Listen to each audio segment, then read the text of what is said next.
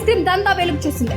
జూబ్లీహిల్స్ లోని అరికో కేఫ్ లో ప్రతి ఐస్ క్రీమ్ డబ్బాలో 60 ml విస్కీ కలిపి అమ్ముతున్నట్లు ఎక్సైజ్ శాఖ అధికారులు గుర్తించారు. కేఫ్ ఓనర్ శరత్ చంద్రారెడ్డిని పోలీసులు అదుపులోకి తీసుకున్నారు.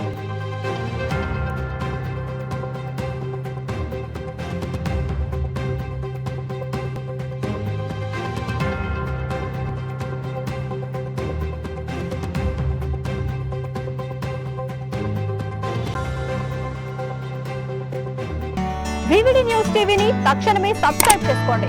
నోటిఫికేషన్ కోసం బెల్ ఐకాన్ క్లిక్ చేయండి.